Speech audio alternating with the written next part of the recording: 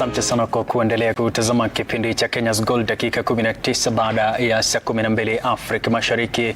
Tumesimama taratibu kuingia katika mdahalo mkubwa sana kuhusiana na masuala ya viazi au mbatata. All right, and to shed more light on that, we do have the distinct pleasure of being joined by Mr. Callistus Efuko, who is the Director, Agriculture and Food Authority, Food Crops Directorate. We also do have Judy Kagure, who is an aggregator from Farmworks. And finally, we have Nelson Korir, who is a potato farmer all the way from Nandi County. Thank you so very much for making time to be with us today as we work on understanding a lot more when it comes to potato farming in Kenya. Now, I'm going to start with you, Nelson. Maybe you can give us a little bit of an understanding on why you chose to get into potato farming as your agri-sector or venture. Thank you. My name is Nelson, like you said, and the reason why I got to potato farming, let me tell you, potato farming is the only venture that can give you $1 million within 3 months with an investment of 100,000. That's a very sensitive statement. Yeah. A very sensitive one, yeah, but yeah. I've done it before. We've done with the young people, and yes. I want to tell you that is what prompted me, because we've been crying about unemployment, young people, and I know we have potential in farming, especially potato farming. Great. Yep. When did you start? I started way back 2021. All right. Yeah. Was there any inspiration during COVID time and just being home, and then you're like, oh, let me get into this? Yeah, interaction with the climate smart guys, at the same time, coffee time, COVID-19 prompted us to start potato farming. Great. All right. Inafurahisha sana kutoka kwake sasa Judy Kagure. Swali kubwa ambalo linajitokeza, umesikiza amesema kwamba yeye angalia pesa. Kwako wakati anazungumza hivyo umefanya kitu tunaitwa aggregation. Soko likoje anapofafanua hivyo? Je, linakwendana sawa na namna yeye anazungumza? All right. Thank you for your question. As you mentioned, my name is Judy Kagure. I work at Farmworks and I'm an aggregator. Very interesting question in the sense that we have seen seasons coming and go. From January to December, it's not always the same. Our farmers struggle sometimes, and sometimes they are cashing in a good one. But this is a trend. For us, we are also around 3 years old into the aggregation business, and we have seen a lot of changes. From the first year to now, we have seen how we can also be able to advise our farmers on the trends that we are seeing in the market. We can also be able to tell them which varieties are better, which ones are not doing well.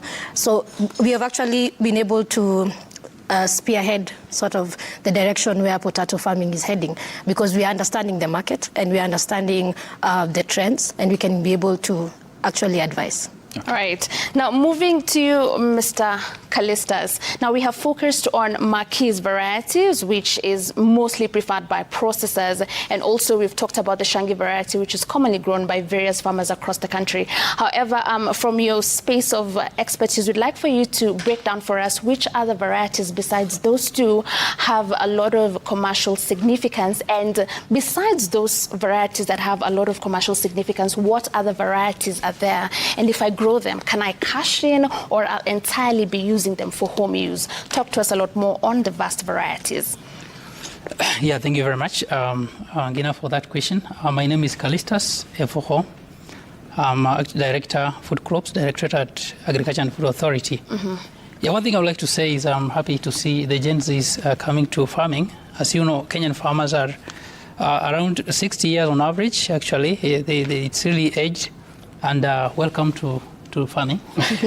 So potato is a good product, as he has just said here. And we have a varied number of varieties in this country.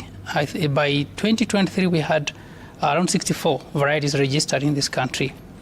However, for you to be a farmer, the first thing you have to do is to choose what the market wants.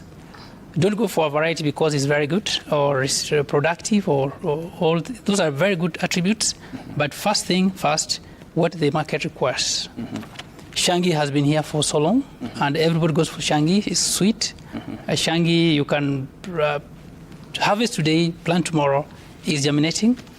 The dormance period, I think you have discussed dormance here, I've been watching. Yes. So we have the dormance period on Shangi is very short, unlike Makis, which has to take some 5-6 months before they break the dormancy. So the varieties that we do, we have so many Sherekea, we have the Wanjiku, we have several varieties that we do in this country. However, when you look at the new entrants, like now we've talked about the Makis, which is really required by the processing market because of the peeling. You know, it's really round, it doesn't have the depressions. That's what the market wants. You look at the Unica. Unica is relatively bigger, so and very productive. I'm sure my farmer there will really adjust to that, that he can make $1 million after investing 100,000. So the Unica variety that Nelson grows is also highly commercialized? Yes, actually it's a new entrant because as you heard from Terre, it came from Peru.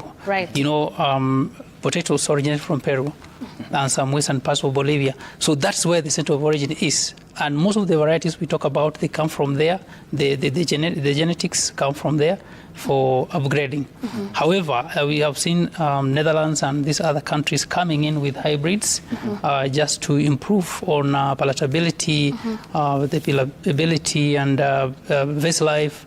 How long does it stay before getting spoiled? So those are all the attributes that I would like farmers to look at. Okay. Right. Sasa nije kwako moja kwa moja kwa sababu anazungumzia variety tunaita Unica. Kwako unavutaja kwamba $1,000,000 baada ya miezi 3. Unica, nipatie nizungumzia kidogo kwa undani kuhusiana na Unica. Kuna mtu anasikiza kwa mara ya kwanza angependa kufahamu kwa sababu umekuwa kule kama mkulima wa Unica. Asante sana kwa nafasi hiyo Terer. Tumezungumzia sana Unica na hii discussion itaelekea kwamba tunafanya sensitization on Unica variety. But as mentioned by director is that the dominating variety across the country is Shangi. And there are reasons before I explain the Unica that why do people go to for Shangi variety. Because before you plant as a farmer, before I do my planning and farming as a farmer, I need to ask myself, I like it because we have my my counterpart here, Judith. The market should dictate before you plant. We start with the end before you plant the crop. And when you go across the country, most of the farmers are going for Shangi because it saves energy. You can cook easily, fast, it's ready. It uses little oil when cooking, for example, chips. That is why Shangi is dominating the market. But now, in terms of productivity, Unica can produce up to 14 tons per acre, while the highest that Shangi can do is 10 or 8 on more lands that are productive, still virgin land, maybe in part of Nandi and Bomet. You have mentioned Bomet on statistics. So Unica also is good because dormancy period is high. There is a risk also in venturing in Shangi because when the crop is ready and the market is not there, you expect them to sprout and be seeds. But unlike the Unica, you can harvest Unica, it can still wait for a month before it breaks the dormancy while you are looking for the market. So that is the advantages of the Unica over the Shangi. Right. Now, when we're still talking about the Unica variety, at least we know with Makis, it's preferred by processors for making chips. You know, for Shangi, it has versatile use. What exactly is Unica preferred for? Unica will be preferred for crepes. And I've mentioned the reason why the processors are running away from it. And I'll say that the Makis is in between the Shangi in terms of advantages and Unica. So that's why they're coming for the Makis. But Unica, I'll provide for crepes, but not for chips. Not for chips. And also to mention something on Makis, because I have my friend here. Makis, in this case, if you have tested for KFC chips, you realize there is a lot of consistency in terms of their sweetness. But for us, most of the Kenyans that we visit in the hotel, you'll realize that today you test these chips, you'll say it's okay. Tomorrow you come to the same hotel, you'll say no, it's not okay. It's because of there's no that consistency. And that is why people are saying, let us do Makis so that we can always have that advantage, competitive advantage in terms of customers and the quality of what we produce. Great. But the Unica is preferred for crisps. Exactly. Great. Namna anavyozungumza Nelson hapo, unaona kwamba kuna mapambano fulani baina ya viazi hivi vitatu. Kwako Judy, angalia hapa nafasi iliyoko kwa soko la Unica liko vipi, na je, kimataifa kule ng'ambo viazi hivi vinapokelewa? So Terrain, for one, in terms of the Unica, it's not as popular currently. And also, I think it's good for our farmer to also expound mostly on the pricing, because that also affects a lot of how it is sold in the market and how popular it becomes. So, for example, Shangi is very popular as compared to Unica. So Shangi and Makis, as he mentioned, are the ones that are selling mostly around in Nairobi, because number one, a lot of farmers are doing them. It's like a competition now. Who has it today, who doesn't have it? They're able to plant intermediately, so that when this crop, one farmer is harvesting, another one is planting, so that there's continuity across the year, throughout the year. So I would say Unica, we can sensitize more farmers to grow it because of the qualities that he's mentioned, for sure. But when you look at the margins that farmers are making for Makis and for Shangi, is good. But however, I'll mention another key thing that we've realized as an aggregator is how harvesting is done. Okay. Harvesting is very crucial when it comes to potatoes, because you have a good sample there. When a potato is just have a small cut, a very small cut, that already is reducing the viability of it to be sold. So, and then, for example, also the sizes also matter when you're harvesting. The maturity also matters. There's, you've also done, you have done a couple of these segments on terms of color, size, the green and all that.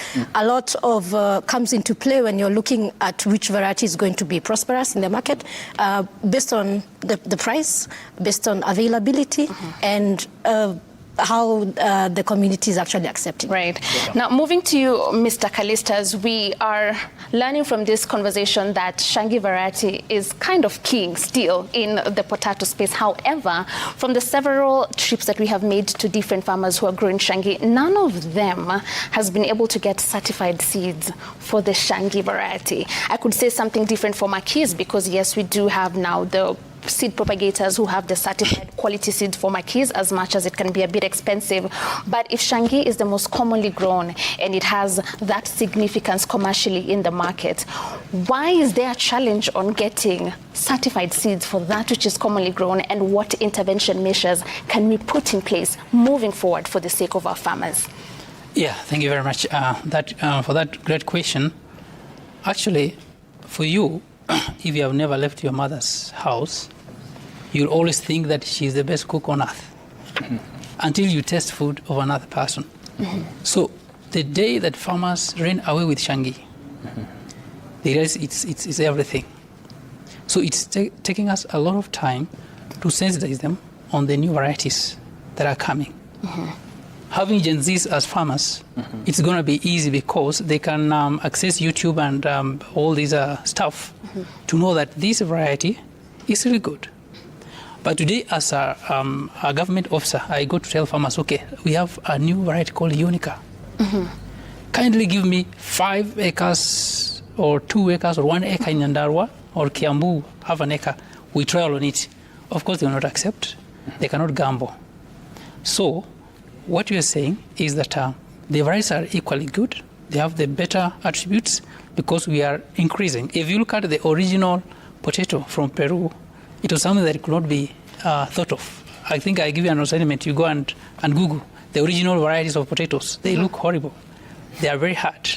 But with them, we have been improving them through breeding.